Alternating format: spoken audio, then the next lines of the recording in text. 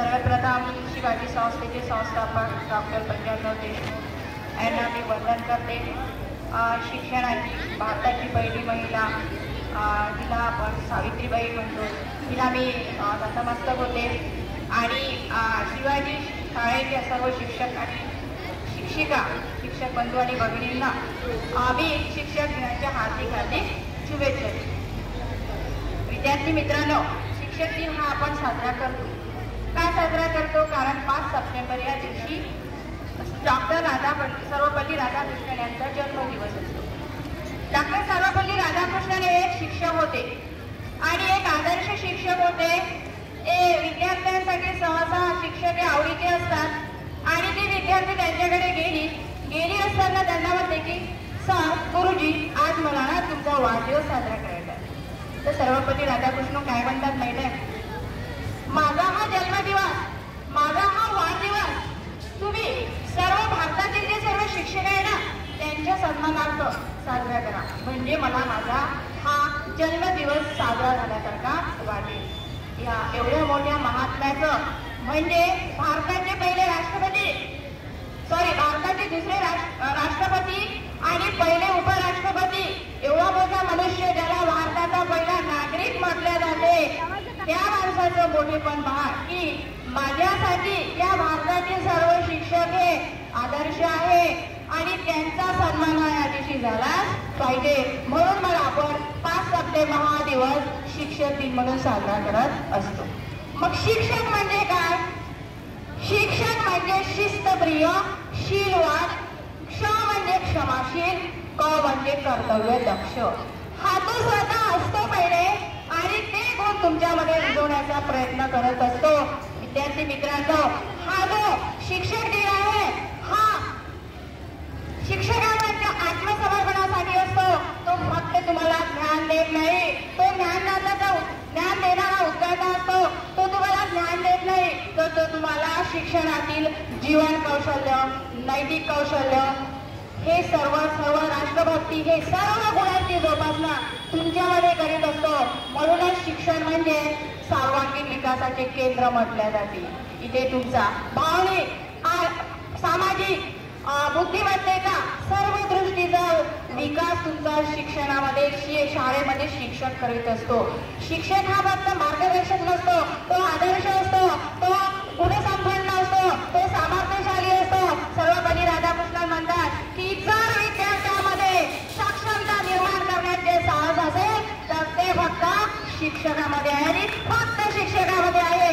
आणि शिक्षक हे सामर्थ्य तुमच्या सर्वांमध्ये निर्माण करीत असतो. शिक्षक हा भावी पिढीचा शिल्पकार असतो. समाजाचा तो परिवर्तन करणारा स्रोतक असतो. समाजाचा परिवर्तन करणारा समाजशील प्राणी असतो. तो तुम्हाला समाजशील कसं राहायचं हे शिकवतो. कारण शाळा ही समाजाचा एक घटक असते, शाळा ही समाजाची एक प्रतिकृती असते. आणि याबाबत जी अंधश्रद्धा असते समाजामध्ये, ज्या चुकीच्या घडामोडी होत असतात, ज्या चुकीच्या घटना घडत असतात, त्याचा विरोध करण्याचं सामर्थ्य निर्माण करण्याचं कार्य फक्त शिक्षक आणि शिक्षक करीत असतो. महात्मे अनेक होऊन गेले, डॉक्टर होतात, इंजिनियर होतात. डॉक्टर सेवा करते, इंजिनियर वेगवेगळ्या पद्धती शिल्पकाराची घरं बनवते, पण शिक्षक विद्यार्थ्यांमध्ये चित्रकलेची जीव येतो. शिक्षक विद्यार्थ्यांमध्ये सर्वांगीण विकासाची जीव येतो. तो त्याला नृत्य शिकवतो, तो त्याला गायन शिकवतो, तो त्याला व्यवहारातलं ज्ञान गणितामधून शिकवतो, तो त्याला इंग्रजीचं परकीय भाषेचं ज्ञान आत्मसात करायला सांगतो, तो त्याला हिंदीचं, आपल्या राष्ट्रभाषेचं, मराठीचं त्याला ज्ञान प्राप्त करतो.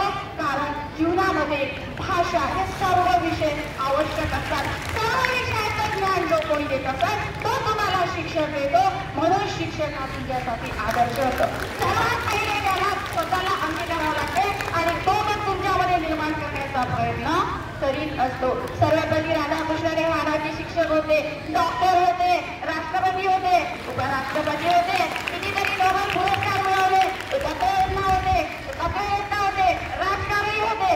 सर्व आपल्या देशामध्ये, आपला देश हा भाग्यवान आहे. अनेक समाज सुधारक, थोर सुधारक, आदर्श व्यक्तिमत्व आपल्यामध्ये देशात होऊन गेले. उदाहरणार्थ डॉक्टर बाबासाहेब आंबेडकर, जे का महामानव